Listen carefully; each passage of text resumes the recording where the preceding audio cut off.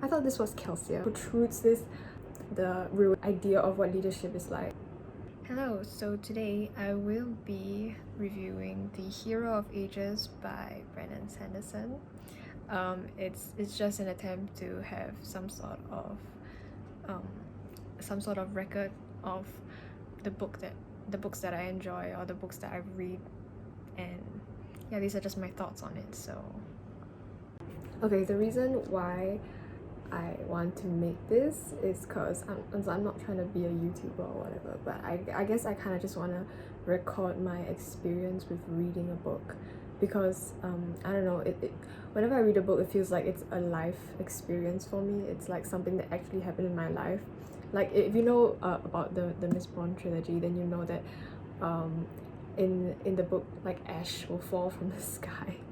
So the other day when my friend said I want to go swimming, I was like, oh, but how do you swim when there's gonna be ash in the water? And then I stopped myself from saying that because I was like, oh wait, that's not real life, that's in this book.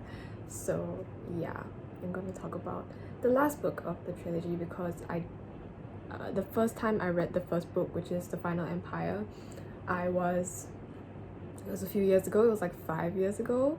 So I just finished the last book because it's circuit breaker now in Singapore, and yeah, like, this is the only time I have to read it when I'm not reading all my readings for university. Okay, I didn't really plan for this video, so I don't really know what structure I'm gonna follow. And okay, so basically this is gonna have a lot of spoilers because you've already read the book, because I'm just talking to you.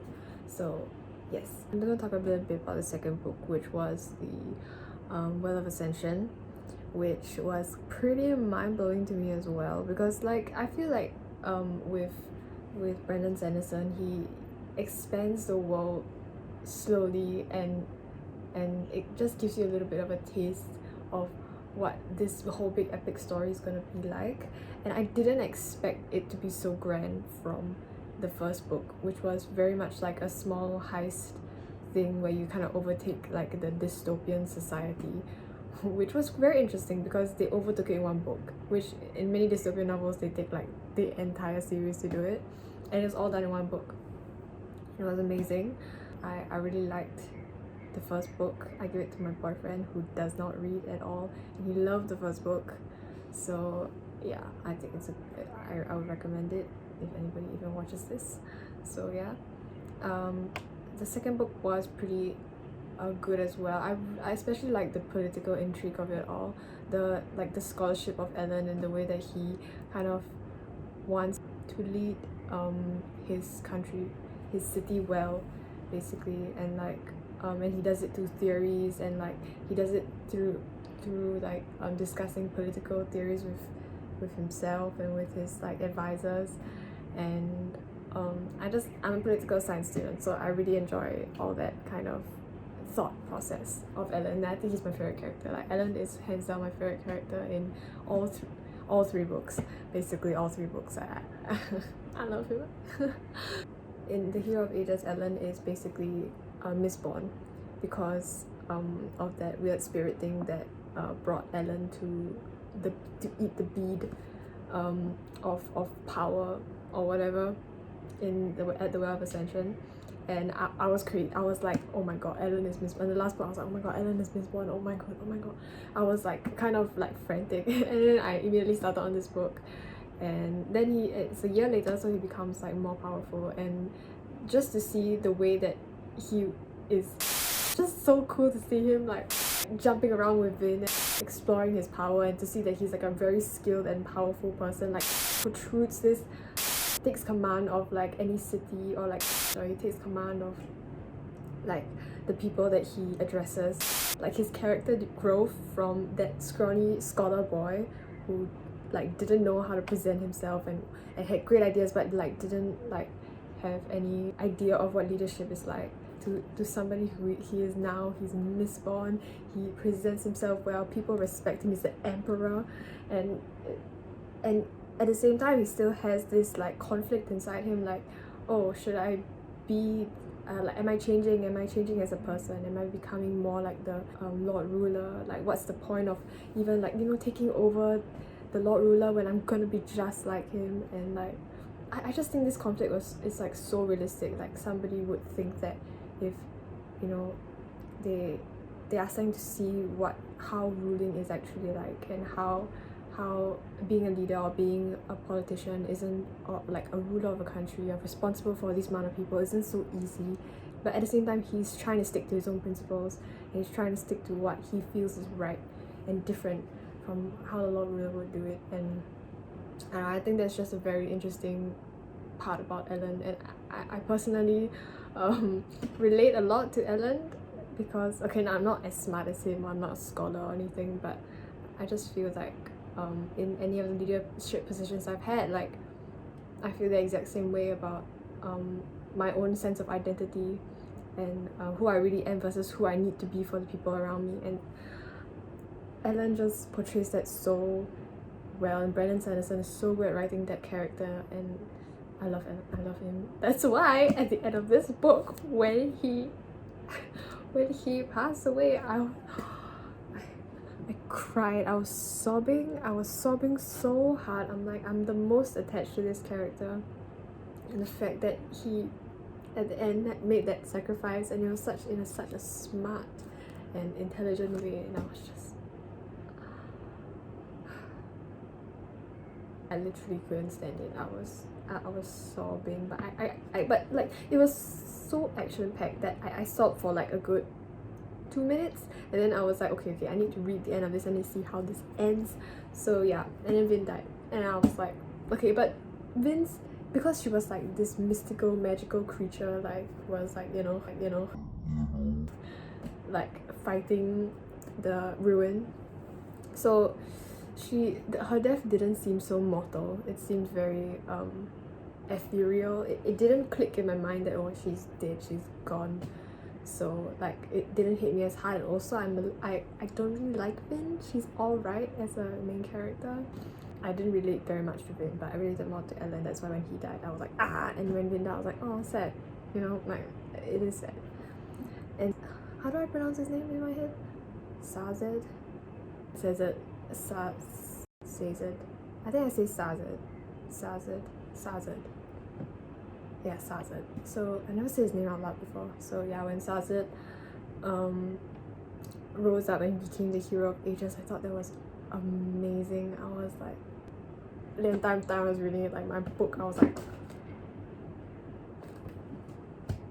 it was amazing.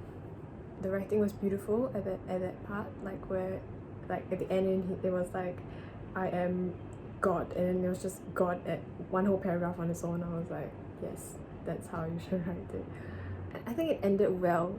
Like, it's so weird that like a book ends in tragedy, but at the same time it doesn't make you feel like, you know, like Romeo and Juliet. Okay, I guess Romeo and Juliet was fine, like the houses didn't like come together, but it is kind of the same thing where it's like, it's a tragedy, but at the same time good came out of it, and it wasn't for nothing.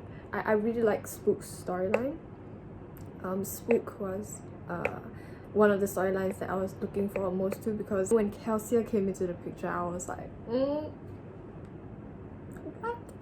I was like, so I was looking forward to Spook's storyline every time that he spoke.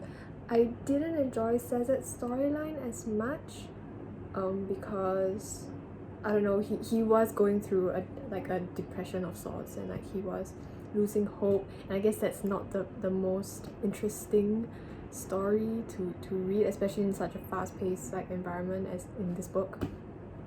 But at the same time, I understood why he had to go through that, and the arc that he had to go through to reach the very end where he became a god. But yeah, Spook. So he had this storyline where he was like a kind of like a fragile boy who like didn't have much use in Kelsey's gang, and he kind of felt like sad about it. Like he was like, oh, you know, I need to be less useless, I need to not run away, you know. So like his motivations for saving Fredericks was very, very interesting. I really enjoyed reading his character, because he was really growing as a leader, and in his self-confidence, and at the same time, like as seen through Sazet's perspective, like he has good intentions in doing that. And even with Ruin like speaking in his mind as Kelsier, who's someone he really respects, he could still kind of control his own motivations and desires or actions, which was nice to see that he maintained his own moral system and didn't compromise it just for the sake of glory or being like Kelsier. Yeah. But I didn't really like his whole Beltry.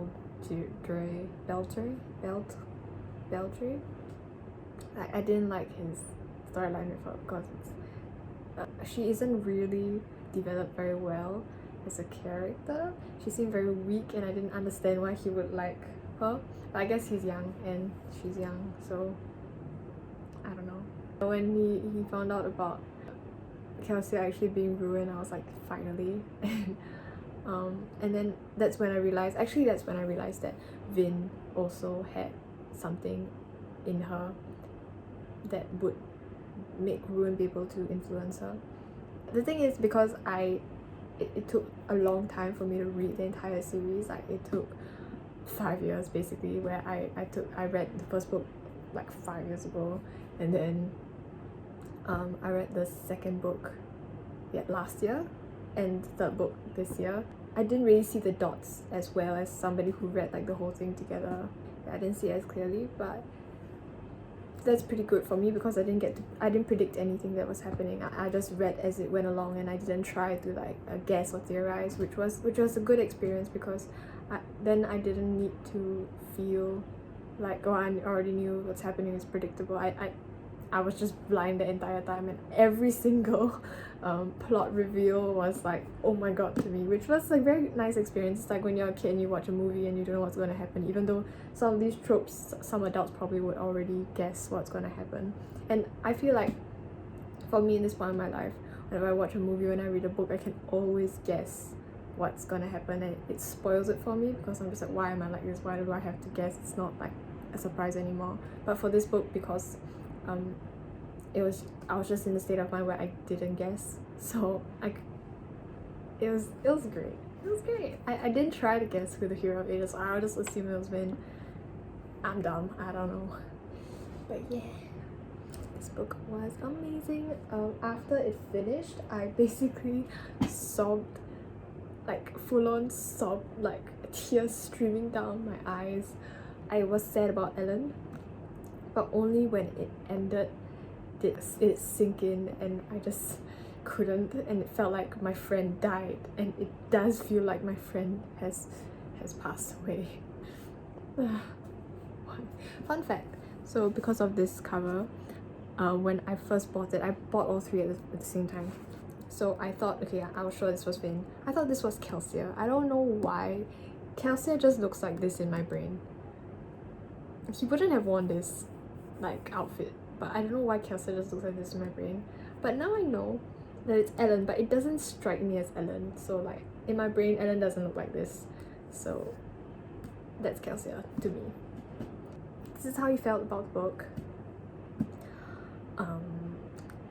I've always thought that video has been a very good way of documenting down memories. When you take a photograph, you don't really like look back at it that often, especially now because we take so many photographs. But I think a video is something that's concrete, especially when you edit it, and concrete is just something that you want to remember it as this memory as, and it's like in moving emotion. This is like stream of thoughts. This is what my thoughts are to you, to me. So yeah, I'm reading the Alloy of Law now, so I will definitely do a review on that. But yeah, sorry to you that I don't have the first two of this series, but maybe I'll reread it in the future. Maybe I'll do that. Nah, probably not, but we'll see. So I'll let you know. And thank you for sitting through my ramblings. I'll see you when I review the Alloy of Law. Bye bye. Like, you know,